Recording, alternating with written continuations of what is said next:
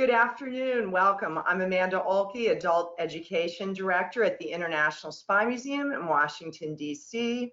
Thank you for joining us today for the Spy Writer Roundtable. This week's Curator's Corner, Vince Houghton, our historian curator, is going to be leading this very interesting conversation. Thank you, Amanda. Welcome back to Curator's Corner. If anyone's joining us for the very first time, a special welcome to you. We're doing programs now throughout the summer virtually. So if this is your first time joining us, please come back, check out what else we have to offer. We have an amazing panel today. I mean, it's one of the ones of just kind of looking at the screen and kind of laughing to myself.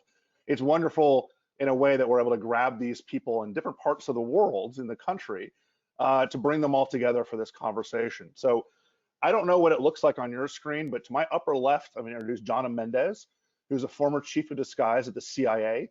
And if you thought your job title was interesting, forget it. She has the coolest former job title in the history of the universe.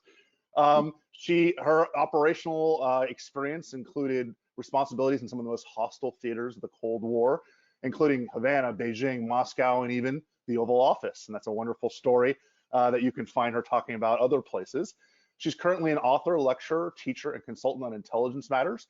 She's co-written several books with her late husband, Tony Mendez, including Spy Dust, the true story of espionage and romance, Argo, of course, and most recently, The Moscow Rules, which has just come out in paperback. Thank you, Jonna. Tracy Walder is a former staff operations officer at the CIA's Counterterrorism Center and a former special agent in the FBI's Los Angeles field office, where she specialized on Chinese counterintelligence operations. And if you thought you were an overachiever, forget about it. Nothing compares to Tracy. She has taught high school history and government courses at the Hockaday School in Dallas, Texas. And now she's on the board of directors for Girl Security, a nonprofit, nonpartisan group that brings national security curriculum to girls in high school throughout the United States. She is the author of the book, The Unexpected Spy, From the CIA to the FBI, My Secret Life Taking Down Some of the World's Most Notorious Terrorists. And then last but not least is Joe Weisberg, who worked in the CIA's Director of Operations in the early 1990s. After leaving the agency, he worked as a novelist and teacher. We have a good theme here from educators. Then he created FS Network's critically acclaimed and Emmy-winning drama series, The Americans, on which he served as a co-showrunner. He also wrote or co-wrote many of the series' best episodes, including the pilot and the ridiculously good series finale. I'm not sure if there are a lot of series that end on such a great way. I mean, it's really hard to end that kind of thing, and just wow. So Joe, thank you so much for joining us. Jonna, Tracy as well. We're going to have some fun today talking about life after the intelligence world. But let's start with a softball question, get everybody warmed up. This is going to be your one softball question, and then it's going to get a little more complicated. So Jonna, let me start with you. So when you joined CIA, not to age you, but when you joined CIA, there weren't that many women at CIA doing real intelligence work. They were kind of relegated to other things. So what got you into disguise and eventually getting to the point of being chief of disguise at CIA? Wow, that's a big question. I'm going to try and give you the condensed version. I joined the CIA overseas. I was in Europe. I was working at Chase Manhattan Bank, actually. I met a group of young people. I thought they were military, civilian employees. They were not. They were CIA, living their cover. Ended up marrying one, went around the world with him 3 or 4 times, it seems, and ended up back in Washington as a secretary at CIA. A lot of women ended up as secretaries at CIA. That was your first assignment. And then back then, the job was to get out of the secretarial pool. I had a passion for photography. I was working for the director of a huge office. I was going to leave. I was going to go to work at the Smithsonian. He said, take a photo course. And I did. And I segued into being a photo operations officer. I got into disguise because of one summer assignment where I spent 2 months doing some work in a part of the world that I wanted to live in. And the only job coming up was a disguise officer 2 years out. So I said, so train me up in disguise, and off we went. And that's basically the really, really, really short version. So Tracy, let me move to you. As your book explains, you were a relatively stereotypical Southern California sorority girl, turned intelligence officer. I imagine when you go back and talk to your former sorority sisters, I guess it's current sorority sisters, I don't know how it works exactly, there weren't that many that went into that field. So what drew you to the CIA from college? So for me, kind of a critical turning point, I guess, in my life was 1997. I was sitting in my room in my sorority house, and Peter Bergen and Peter Arnett were interviewing this guy named Osama bin Laden. And I think there was a lot of political culture going on in the time.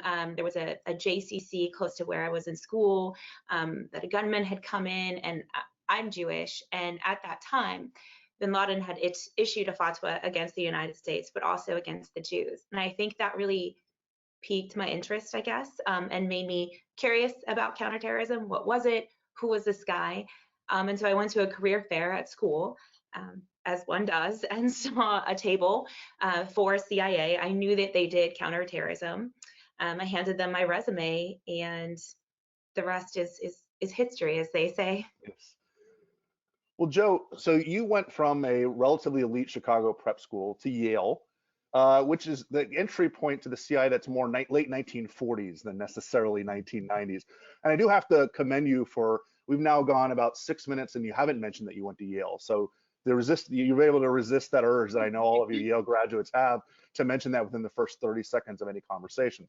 So this is, again, not the normal route, right? I mean, a lot of the, the Ivy League conduit to the agency ended, certainly with the Vietnam War and everything after that. What drew you to the agency coming out of, again, the Chicago prep school you went to, one of the best in the world, Yale, of course, the best in the world, and you could have done anything. What led you to CIA? Well, first, I want to say that your point that it was sort of unusual at the time I did it is really something kind of important to me, or sort of important to the story. I didn't know, not only did I not know anybody from my high school, from growing up, from college, not only did I not know anybody who joined the CIA, I didn't know anybody who considered it, thought about it, ever would have thought about it, and if they had heard about it, wouldn't have thought it was a crazy, terrible idea. So it was really, for my milieu, really odd. I think that's part of what I liked about it. I think I was someone who liked to try different things and do things that seemed weird and that other people wouldn't do. And in a more serious level of that, I think I felt, without quite realizing it, that I had kind of something was narrow about my view. I don't think it was really conscious, but it seemed like a chance to sort of expand out and see things I wouldn't have otherwise seen. But what was actually going on in my head was, I was very interested in Soviet history and politics. I studied that in school. I'd taken it very seriously. And I was just a real cold warrior. And I wanted to fight. I wanted to help destroy the evil empire. And the CIA was sort of, if that's what you thought, that was the place to go do it. So the premise of this conversation in the broad sense is what each of you decided to do post-intelligence career. So I'm going to start with Jonna and then go to Joe. And Tracy, I'm really going to have you bring this all together for us in the end. So let me start with you, Jonna. You spent a career at CIA, decades, living a life of secrecy where you could barely say anything to anyone. Afterwards, you're working with your husband, Jonna Mendez. He writes an article in Wired, it becomes a screenplay, and then, my God, it's now the best picture, Argo, with Ben Affleck playing your husband. I mean, that had to be surreal. So I'm wondering, during the process, of how much you and Tony felt the responsibility to get things right. Were we worried about the reaction from those that you knew still in the business? Were we worried about the message that you're potentially sending out about what was real and not real within CIA? And of course, you now have the movie that is the most talked about movie in the world. How much did that kind of shock the system? I want to say, can I take the whole hour? But I'm not going to do that. Writing that series of events was like being part of an electrical current that was running down a wire. We couldn't have anticipated it. We didn't try and trigger it. It pretty much happened, and we just went along for the ride. Tony didn't want to tell the Argo story. For instance, George Tenet directed him to go to the New York Times, talk to Tim Weiner, and tell the story. Tony said, "We can't do that. It's it's classified." Tenet said, "Yeah, you can do that, Tony. Go do it." It was really hard for him initially to even give an interview. It went against everything that we had ever been taught and that we had taught to our colleagues ourselves. So it was a tough time. As it went on, when the movie started percolating, Tony said, you know what's going to happen to our story? It's going to get dramatized. It's going to become more everything. It's going to just veer away from what it is. So he said, let's write the book. Let's put it down on paper, how it really was. And if you read the book Argo and you've seen the movie Argo, you'll see there are enormous differences in the story. The heart of the story is the same. He went in, he rescued these people, he brought them out against some very sticky odds. And we always stayed in touch with those people. But the interesting part, I think, is after that, after the Oscars, after we got all dressed up like we were going to the prom, and then we set out with serious purpose to speak to the American public. It was an opportunity that didn't exist. We went up to New York, where we thought a lot of people probably just hate the CIA just on principle. And we spoke to huge groups of people, just as two normal professional people, about what it is that the CIA does and how they do it and the kind of people that are there. So we set out to help give the CIA a little bit of good publicity. And it kept segueing, it kept flowing, more books came. When we were working, we had always said, why not do something worth doing? Why not, if you're going to work your entire life, why not make a difference? Why not try and participate? And I think what happened is we didn't walk away from that when we left the CIA. We kept that in front of us, and we kept going after that, Right. that same thing. It was an amazing run. So Joe, you created the pilot for the Americans. You wrote the pilot sometime before the show was created. It kind of sat in a drawer, I guess, and you waited for the right time. The show ends up on FX, so it's not as great as FX is. It's not ABC, NBC. It's a basic cable network. You have no idea if it's going to be popular. Your cast is extraordinary, and we all know them now. But you know, if anyone had watched Felicity, the Kerry Russell, one person that was kind of really famous was the opposite of her normal character. But of course, it becomes a huge hit, a massive, huge hit, Emmy-winning drama series. So let me ask you the question: how do you balance wanting to be realistic, because that's really what the show is heralded for, without boring the audience to death? Because as we all know, intelligence work can be tedious. 99% of it is sitting in front of a computer or reading documents. How do you not make it so Hollywood that it becomes ridiculous, but at the same time maintaining the elements of what, and there's so much realism about sleepers and illegals and Russians and counterintelligence. That's why we love talking about this show at the Spy Museum.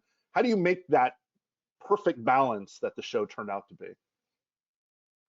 That really was kind of the fundamental question of creating the show and making the show. You know, I had previously written a spy novel, and when I started the novel, I thought, okay, I have this kind of unusual amount of information about this world from having worked there for a couple of years. I'm going to write the most realistic spy novel that's ever been written. It was ambitious, but I thought I would do that. And I wrote about 3 chapters, and I saw exactly what you're saying. It was unreadable. It was so boring. It was very honest, but it was not interesting. And so I thought, okay, scrap that plan. My new goal is to write a pretty realistic spy novel. And then that allowed me to sort of dramatize it and come up with a story. And so I went into the Americans with a you know, more realistic plan than my original book plan. The plan was, let's do, as far as I can, and as far as we can, the most realistic thing about espionage that's been on TV. That's a much lower bar. It didn't have to be totally realistic, but you know, I tried, for example, really to take the tradecraft is one of the things that is most exaggerated and goes bananas in TV and movies, and that's one where the actual stuff is really interesting. Right. It's not a loss to show the actual thing. It's more interesting. And you know, in terms of the overall story and some of the stuff, it got most realistic around the sort of murders and crazy stuff that Philip and Elizabeth did. But one of the guys who had been among those 10 illegals that got arrested gave an interview in which he said that although that stuff was all crazy, the show really did capture emotionally what it was like for his family. And that was the biggest compliment we could have gotten. I felt right. So Tracy, you became an educator after leaving the FBI and a mentor for young women who are looking forward to a career in national security. So I have 2 questions for you. First is, how much did popular culture affect the views of those that you taught? And did you feel a responsibility to kind of guide their understanding of fact versus fiction with these young women both at Hockaday School and then later on? So for me, I guess kind of what Joe was talking about before. I was, in college in the 90s, and, pop culture back then was very different than it is now. And we didn't have The Americans, we didn't have Homeland, we didn't have, any of those shows didn't exist, right? So I personally had no preconceived notions of what the CIA was and what they did. But I do think I owe it to my students. I owe it to the agency. I owe it to the Bureau to be as honest and forthcoming as possible in terms of dispelling the myths and sort of the craziness that's out there in pop culture. I don't think it's necessarily a bad thing to have that out there, but unfortunately, sometimes it creates unrealistic expectations. A lot of times I'll have students that will come up to me and say, so, at the CIA, when do I get issued my gun? And, the CIA is not a law enforcement organization, and that's actually not how it works. Or, when am I going to fly on my private jet at the FBI? I get so many questions about that. And so I think part of the problem, though, is we don't want people getting into these industries that expect those things and that are there to have those things. We want people that are going to stay there and have realistic expectations. So I try to be as realistic as possible in terms of couching the organizations. Well, let me ask you about that realism, because this is going to be a little bit more of a hard-hitting question. Your experience, especially at FBI, was not particularly good. How do you tell your students the truth about these agencies? Because this is not like when Jonna joined CIA and you kind of expect there to be some level of misogyny and chauvinism. We're talking only a couple years ago that you were at FBI, where you would think we'd be long beyond that. So how do you tell them the truth without biasing them against service? How do you lay that out so they can make the right decision? That's a really good question, actually. I think, because my experience at CIA was so positive, I think to Jonna's point, it was very positive there. I had such a great experience. And as you know, as a woman, I was harassed significantly at the FBI, and I was very apprehensive about putting that chapter in there because I felt somewhat of a failure a little bit, even though I graduated from the academy and all of that. But then I realized putting it out there actually is helpful. I talk about the work that I do. I talk about the cases that I ran. But I do feel with my students, even though I had been teaching for 10 years, I just recently came forward and started talking about my experience there about 3 or 4 years ago because I didn't want to turn them off. But then I realized it's part of that realistic experience that I need to give them about these organizations. And it doesn't seem to turn them off. I've had several students that have, gone into the Bureau, but they've gone in now with open eyes and realistic expectations. And so I think that piece is important. Thank you. So Joe, one of the things, and maybe the thing that makes The Americans so great as a TV show is that the United States audience can empathize and even root for Soviet KGB spies, right? I mean, like you, I grew up, my master's degree is in US Soviet foreign policy. The Soviets were the big baddies. And I'm watching this like, go Philip, go Elizabeth. And it's surreal to me because it's about the people, it's about the family. Would you say the greatest service that you've been able to do with The Americans is showing the personal side of intelligence, that it's made up of people and families and relationships? I think that was what was, appealing to me about it. There were really two things. There was one idea which was a little more heady, which is the first thing you're talking about, which is being able to show, hey, there are all these preconceived notions about people in the Soviet Union, people in KGB, and they're kind of off base, and here's a chance to have a corrective. But on a more personal level, my other goal was that, working at the CIA, I worked with all these. I didn't have kids at the time, but I worked with all these people who did, and who had all different experiences with having to not tell their kids the truth about what they did until one day they did tell them the truth about it. And people had all kinds of different things happen at that point. No two people tell the same story. But that struck me as both incredibly human, incredibly emotional, and completely specific to an intelligence organization. And so the chance to sort of put that on TV did seem like a chance to say, here's something unique and emotional going on. Right. Jonna, there's so much of this aspect in what you've done, from Spy Dust, where you talk about your relationship with Tony, to Argo, which is about not only families, but about relationships between individuals. And you can also talk about it firsthand. I mean, disguise is so personal. You're getting up and it's about relationships and people and everything else. This has to be something that I know I've watched you give dozens and dozens and dozens of talks, and you certainly talk about this personal element, about how the CIA potentially should not be seen as this kind of monolithic body, but as a group of people. That's absolutely true. That was if we had ever written down our goals when we really started going public and talking, that would have been somewhere in the top of that list, is to humanize rather than demonize this organization that's full of just extremely fine people. The human element was such a big part of what we did and what I did. From a disguise point of view, what kept me there all those years was the sense that I was offering physical protection to a couple of groups of people, one to our case officers, to our own CIA officers who were out there doing God knows what, breaking some laws in foreign countries, working at the direction of our government, taking risks. If they didn't take the risks, they couldn't bring home the prize, on the one hand. On the other hand, there was a very good sized group of foreign agents working for us. Think Moscow. Think of the risks that they were taking when they decided they would join hands with the West. They would provide us with the kinds of information that we needed for our policymakers.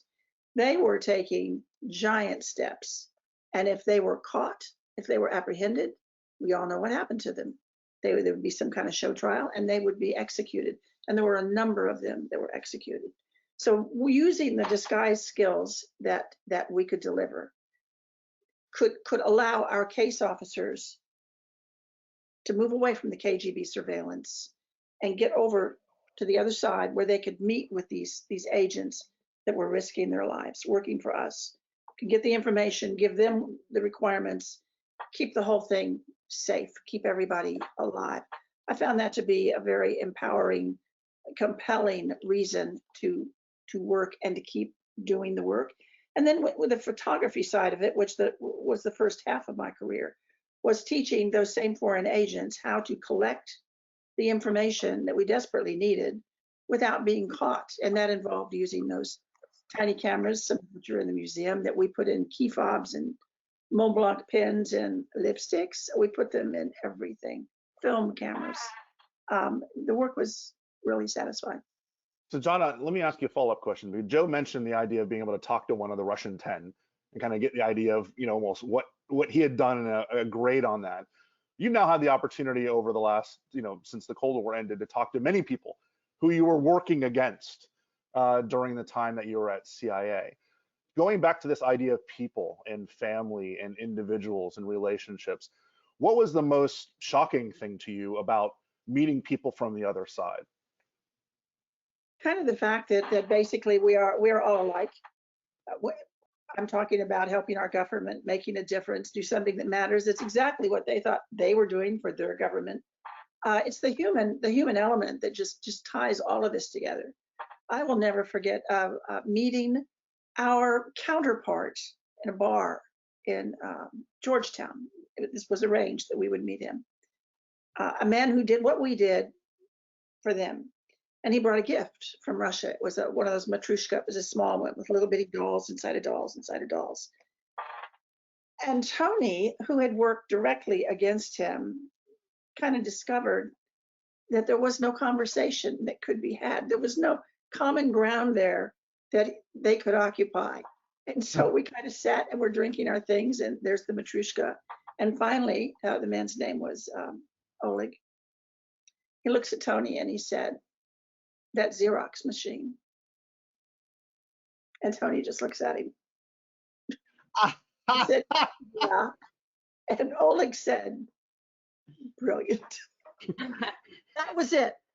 That was it. And in that, I don't know, 10 seconds, Tony is doing this fast rewind like, oh crap. Then what we thought, you could see him just, it was a crazy, crazy moment. And it was just, that happened more than once. So Vince, Tracy, I can just say something about that too. I don't know, John, did you ever meet Victor Cherkashin? No. So he was the KGB officer who ran Ames and Hansen. So, you know, he was a big, and he wrote a book called Spy Handler.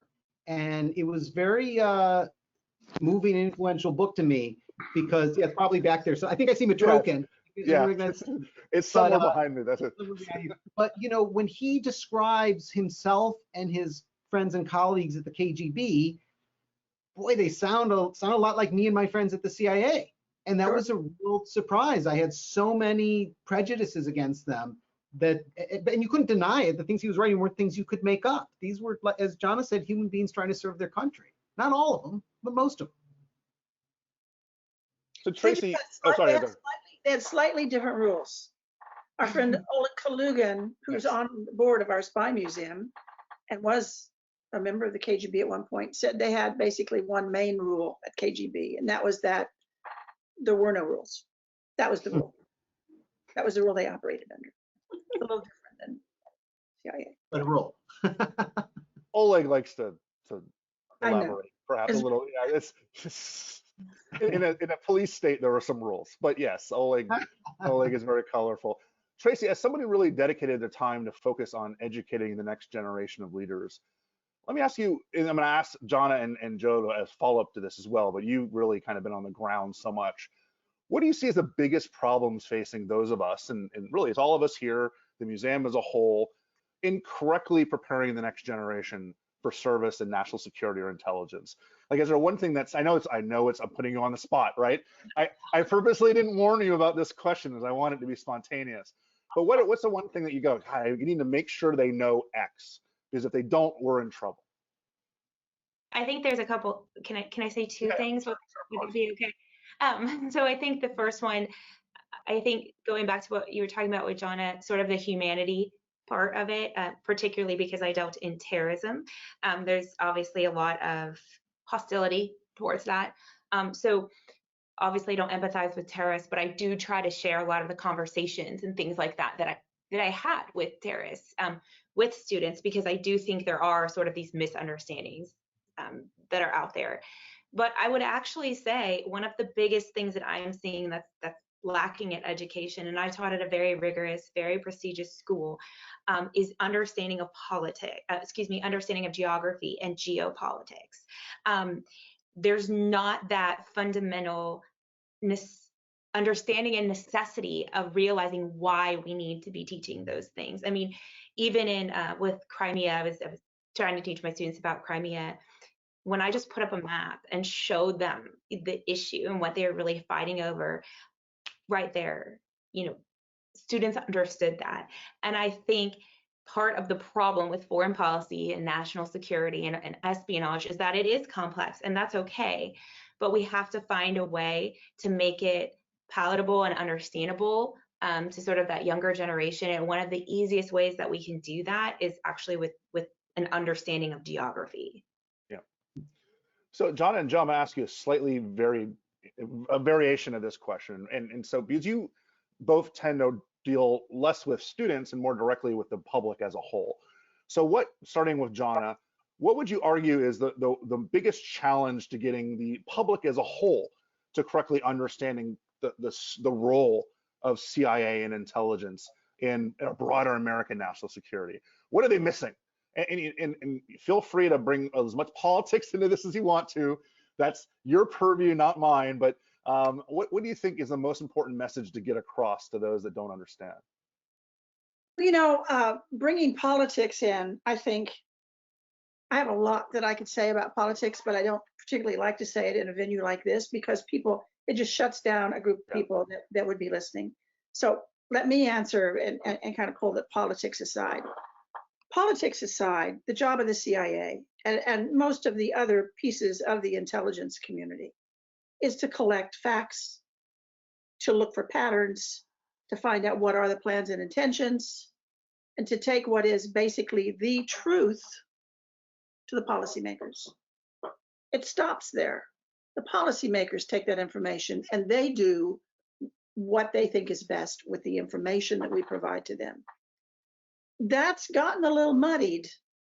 You have to know what even the idea of what is the truth, and you know, Is there more than one truth? And it's murky, and actually it's really not.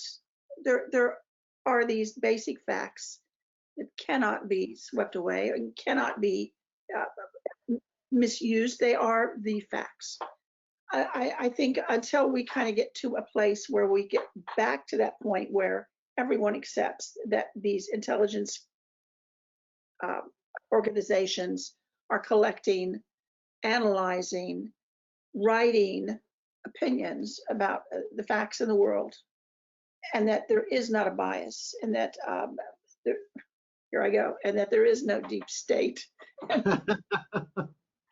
You have to have a baseline where you can start working from. We've always had that baseline. It comes out of the national intelligence estimates at the CIA.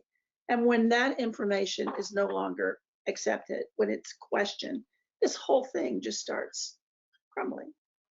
I can't wait to see it start being defended again.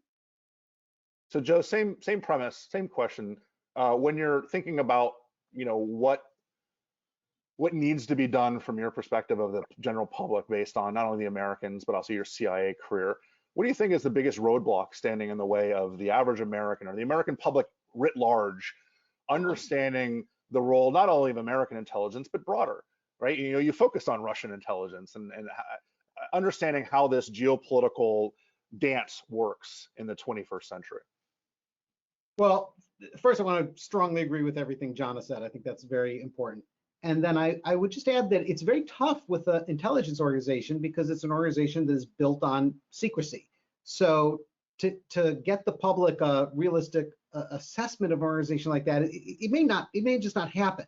That you just don't get the kind of fact-based stuff that can compete with the popular culture, with the people who had such bad experiences that they just want to tear it down, with the people who just will support it no matter what. It's hard to get anything kind of objective in there. When you're keeping secrets. And I guess the only thing I would say is that I like to make the point that one thing the CIA is it's an organization. And so it's going to be like any organization. It's going to do good things and bad things. It's going to have successes and failures. It's going to be right, it's going to be wrong. If your expectation of it is that it's just this heroic bunch of people that is always going to save the day, or that they're just these dastardly people trying to destroy other countries, that couldn't be true. That couldn't be true. Okay, so Tracy, what's the 5-year plan? Just the Soviet concept behind it. What's next for Tracy Walder? What are you looking forward to doing in the next little while? I assume teaching is part of this because that is kind of really what you've dedicated yourself to. So what can we expect from Tracy in the next couple of years? So for me, I just took an adjunct professor job actually at TCU, or Texas Christian University, in Fort Worth. And so I'm going to be teaching women in intelligence and women in law enforcement, I guess sort of using both my career paths.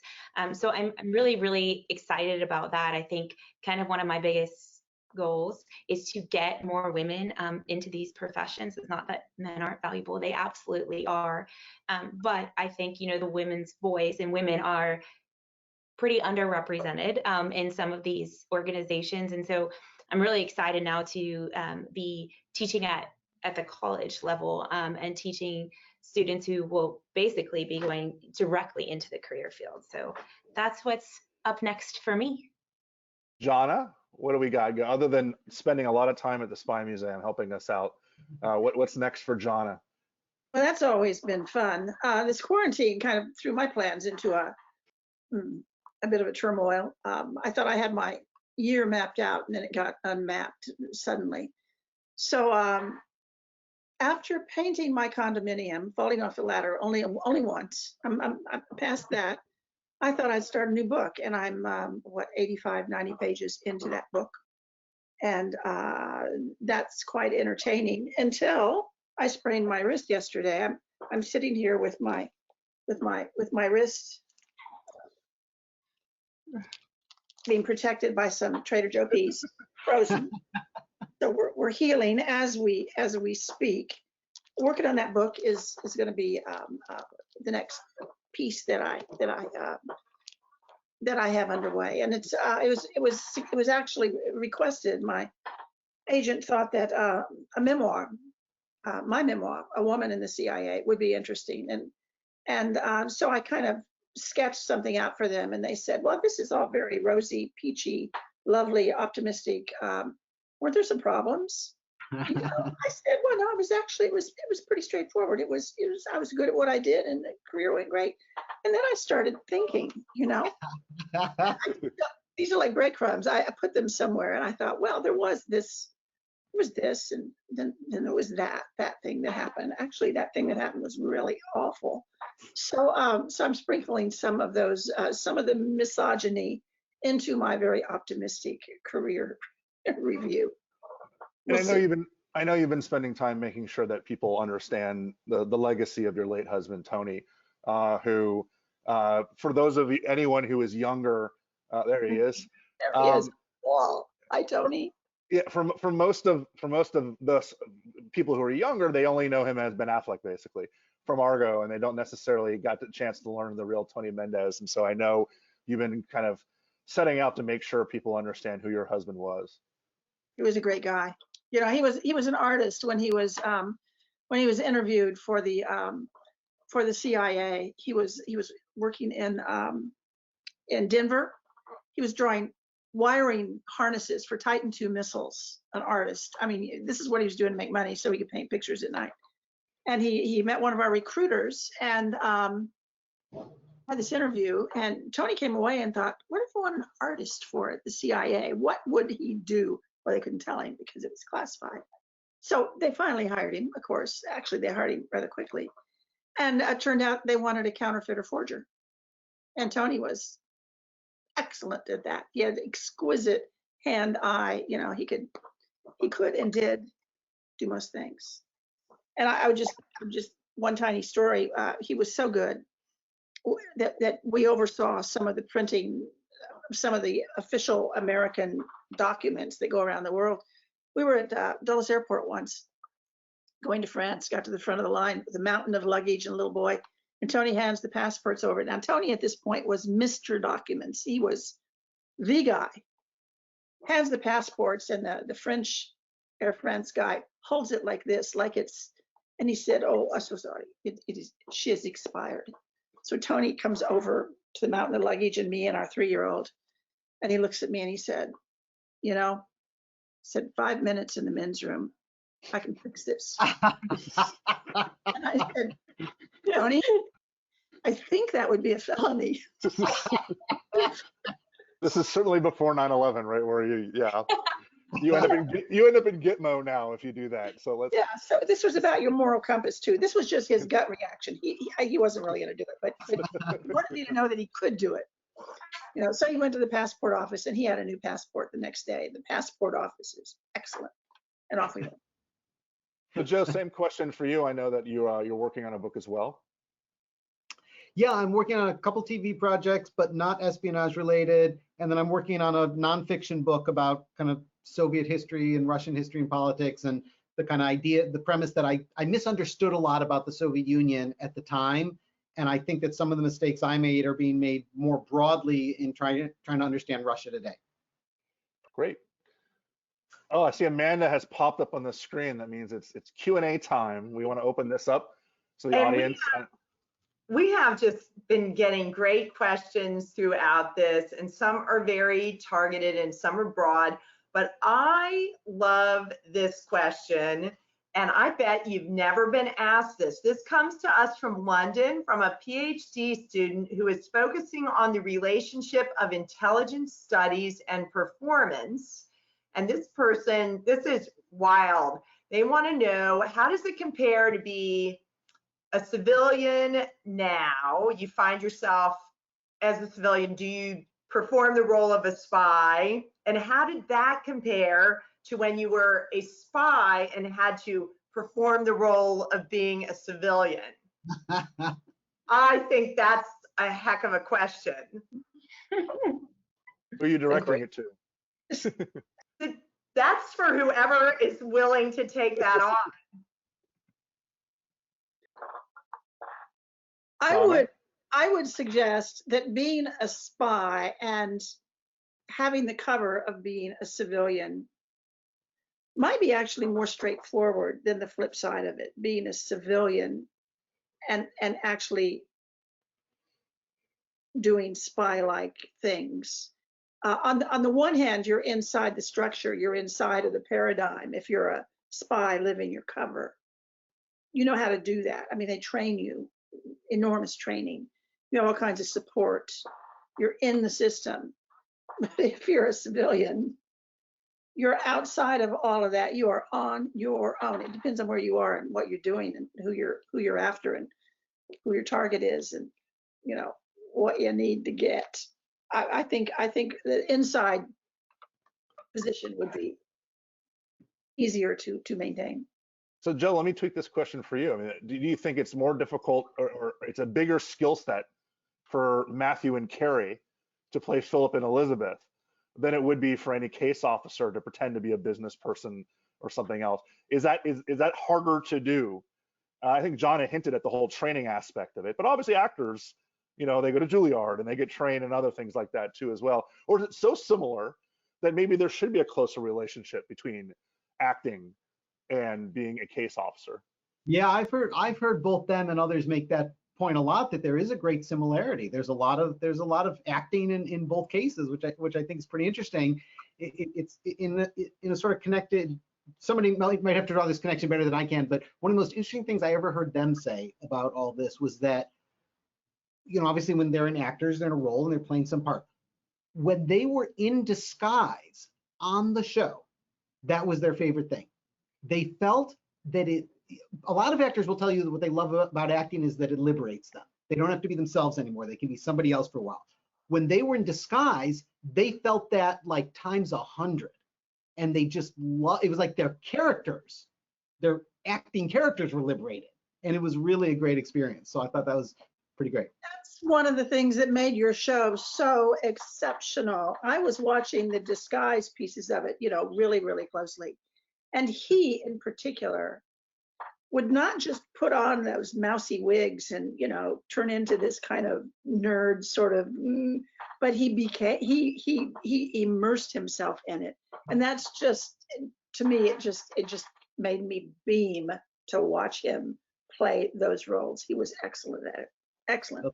Thank you. That's a high compliment. So Joe, I'll think about it that, you know, a couple times when we thought our disguises went kind of off the rails.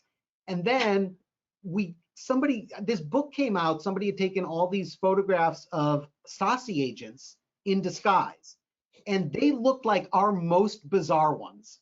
It was shocking. I want to see that book. Jonna, we have it. Jonna, we have it. We'll show it to you. It's extraordinary. And Joe's exactly right, where we had a lot of fun just laughing at some of it was like the 1970s era too. So if you think about the sideburns and the bad hair and the suits, it was glorious. Tracy, you've been trying to say something. Oh, no, it's okay. I think for me, you know, I don't have a TV show or anything like that, but I think for me, I am someone who, you know, I can be shy performing in front of, you know, a huge audience. So for me, you know, acting wouldn't be something that I would excel in. But, you know, being able to be on the espionage side, right, running SDRs or handling assets, in a strange way, the disguise and all of that gave me permission to act, but without an audience. You know, it was just a one-on-one kind of situation. So I was acting. I mean, I was going to strip clubs. I was going into places that I would not have normally done. But I wasn't doing that in front of an audience of thousands or millions or hundreds. It was, you know, a one-on-one more type of situation. So I think for me, it was probably easier being a spy in acting as a civilian, strangely, than the other way around. Just a quick follow-up for Tracy. Folks want to know if you ever regretted leaving the CIA, especially after how things unfolded at the FBI. So yeah, there are times because, like what Jonna was saying, I had such a wonderful experience at the CIA. I won awards. I was very successful there, and I'm still in contact with a lot of folks there.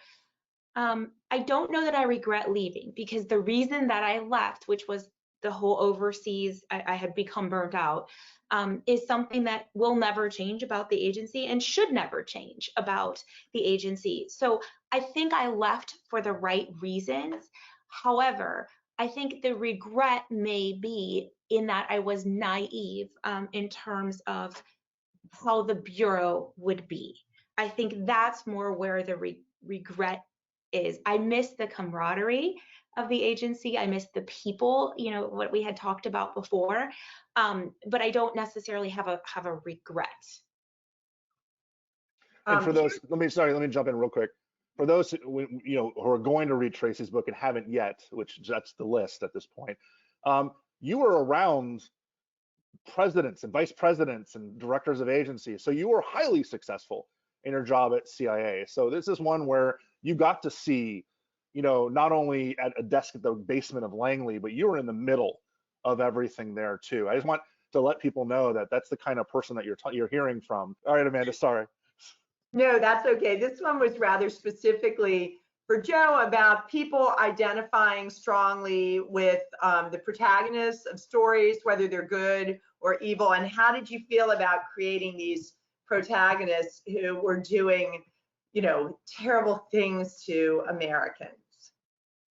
It sort of goes back to that earlier discussion. That's really what I wanted to do, because after reading that book I mentioned about Cherkashin, I had a sort of change in vision. And I thought, well, these guys are just like us. They think CIA officers are doing terrible things to Soviets. I'm not sure it's really any different. So, showing that became both interesting, but also a lot of fun, because it was not what people expected. So Tracy, people mentioned your experience of gender bias and misogyny. Do any of you know how is the KGB as a workplace environment for women? And they also mentioned it was great to see Elwood, Vince. Oh yeah, its tail went through. Yes. All right. So Amanda, are you asking about the KGB during the Cold War or the SVR today? So well, Tracy's not been out. She was not a Cold Warrior, so they were asking if any of you all knew anything about gender bias amongst. So the KGB is not the proper name right now. Get it? But they were using that as shorthand for the Russian intelligence services. Well, one of our most successful operations in Moscow, and this was back during the Cold War, was when we sent in a female operations officer. It was a groundbreaking, ceiling shattering kind of thing to run the most sensitive case that we had at that time. We sent in a woman, and we sent her in expressly. Well, first of all, she was an excellent officer. I don't mean to make light of any of that, but we sent her in expressly because we knew back then the KGB would not use women, did not use women, and we thought they would never suspect a woman. And we were right. They never even gave her any surveillance while she was in the city. She did a phenomenal job of what she did. Her name was Peterson, Marty Peterson, and she's something of a hero even today at CIA. I'll add something about that era, which is that the Soviet Union in general was pretty complicated in terms of women. A lot of their ideas and some of their actuality was very progressive, and others was not. And I think that in general, as Jonna said, they didn't use women really. There were very few women working there in that kind of role. But with the illegals, it was interesting because a number of the actual illegals who came over came as married teams, but they were not equal teams. The man was kind of the main spy, and the woman was a kind of support officer who often handled communications or something like that. That's interesting. Yeah, right? we certainly know about how the Soviets and now even the Russians used women as honey traps and things that we certainly don't do in the United States. In fact, the CIA, it's against the law. You can get fired from the CIA for using sex in any way. The Soviets train a lot of their women to use this as kind of the first line of enticing Western men and women, whether Romeo spies like Philip does, uses his looks and his skills. And with Martha, that's the least stretch because, well, If he was Yeah. East German, it would be even more, because the East German had Romeos all over the place. But the idea that, using women as for their bodies versus for their skills is something that was and still continues to be a hallmark of Russian intelligence that we don't do. And so every Western female intelligence officer will spend her career with the people that know what she does for a living, asking if we've ever killed anyone and do we have to sleep with people to collect intelligence. That's a legacy that will, continue because they do it. If any of you were entering the intelligence field today with the knowledge that you have now, what do you think would now most contribute to your success?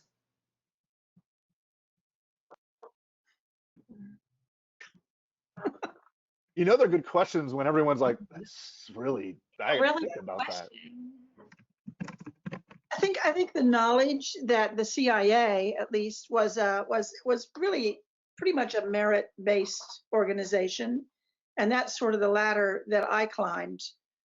If you could do it, typically they would let you do it, and so I was able to move around and move up and move up. But of course, I hit my plateau like so many women there did. There were plateaus that were built into the system, and you couldn't ever identify why is it that there aren't very many female GS-15s, and why is it that on the 7th floor, the upper echelon of the CIA, women flourished, and they did for years and years, and they do today. They are running the place right now, females at the CIA. But in those career paths, there are these stops that are built in that you can't, you still can't proceed beyond them. Anybody else have a new skill that they'd like to take with them into the community? And ponying onto that, is there ever a situation or something that you hear about that makes any of you wish that you were back and active? So Joe, let me pony this up for you, because I can see the wheels turning. You've actually mentioned that you probably made a mistake in joining CIA. If you have 17 agencies now to choose from. If you're graduating from Yale right now, would there be a different intelligence agency that you think that you might find more appealing to you than CIA? Would it be the FBI, or would it be something like DIA, or even some of the lesser known, whether it's Department of Treasury or others, that you could put your skills to the test? Well, I just want to clarify. I don't feel that it was a mistake that I joined the CIA. I had a great experience there, and I learned a lot, and I had fun. And as everybody keeps saying, the people there are incredible. So as a group of colleagues and lifelong friends, I mean, it was terrific. But I think that I eventually maybe already was, and certainly became someone who just wasn't psychologically suited to living a secret life. So, I think for that reason, it probably would not be a place that I would want to spend a whole career. I think if I were to still want to devote myself to, the world of foreign affairs, I think I'd probably go to the State Department. I think might be a better fit if you like that world, but don't want to be secret all the time. Right. So Stan Beeman is not the Joe Weisberg proxy on. Well, look, there's always a part of me that, you want to be James Bond, you want to be, an FBI, this sort of part, there's a sort of myth of how fun, I'm not even saying it's always a myth, but it's how fun all that is. And I do still have that part of me for sure. I used to tell the story that, when my training class that I joined the CIA with, however many of us there were, it was not a small group, that really, I think everybody, even though they knew better, kind of thought they were going to be James Bond.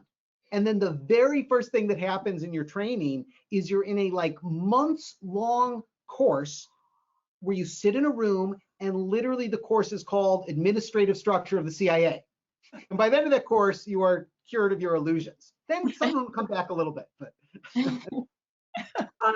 I have a very specific, cool question for Tracy. When you were in Africa, did you notice a growing Chinese influence at that time? That's a great question. Yes, but in a different way than I think we may see it today. Obviously in Africa, I saw the Al-Qaeda influence clearly. That's why I was there. However, I think I saw the China influence mostly in regards to infrastructure. China was really, at that time in the countries that I was in, really building up roads, assisting with oil rigs, assisting with mining, those kinds of things. And I think, they were trying to get at their natural resources, obviously. I think now the assistance with infrastructure might have a different purpose, probably than it did back in the early 2000s. But yes, I did see that. I think I saw, I'm trying not to give away locations, but it was very obvious the amount of Chinese ships that were around. And so I think that was something I wasn't prepared for, that I definitely noticed.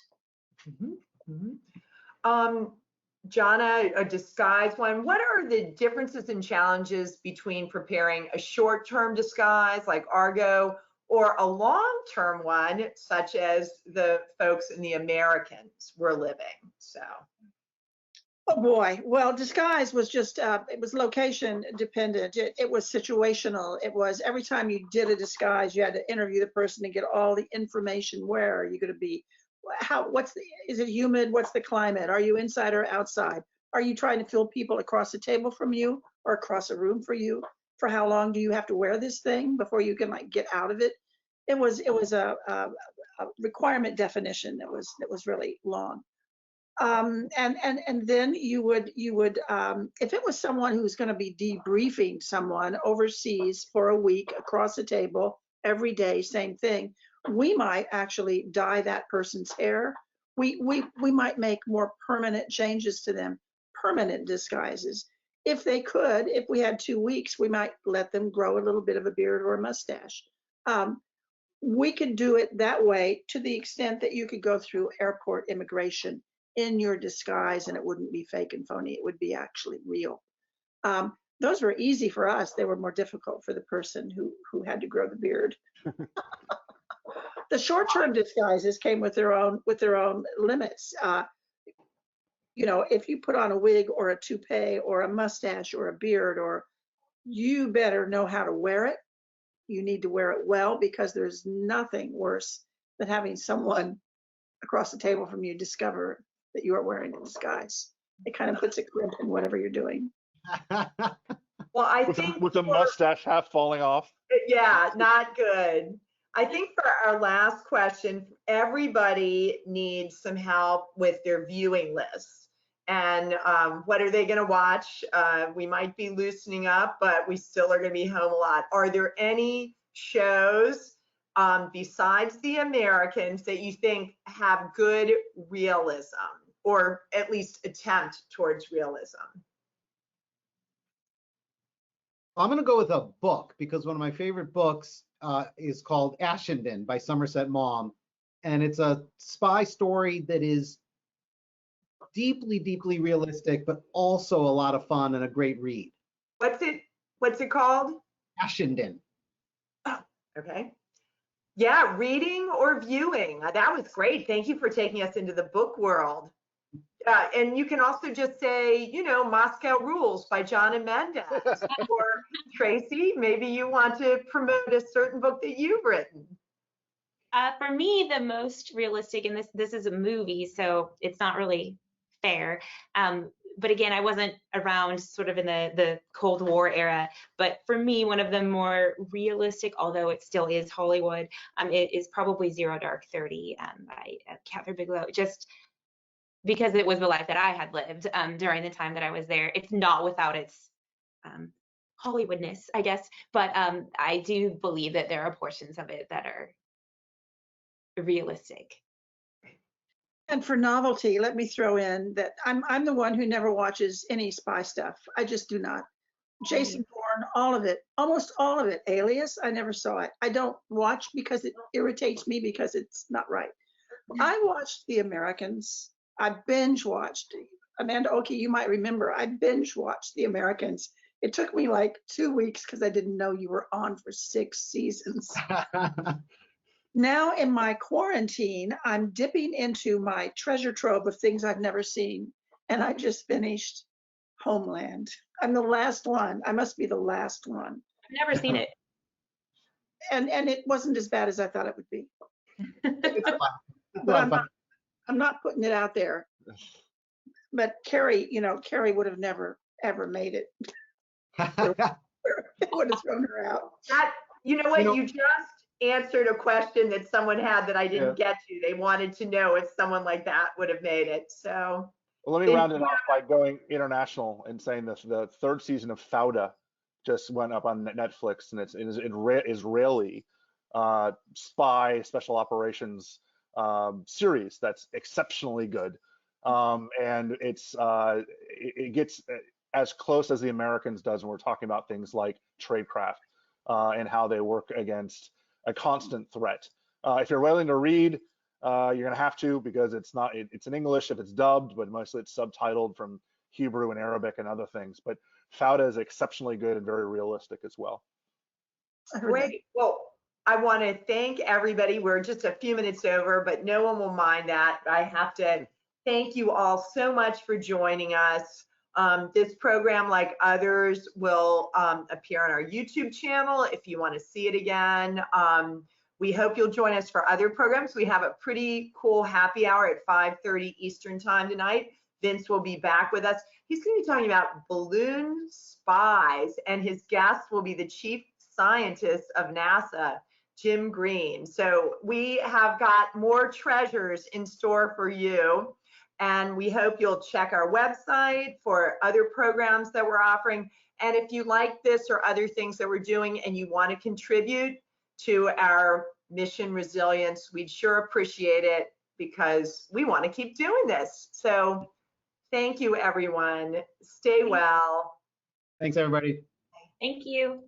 Bye-bye.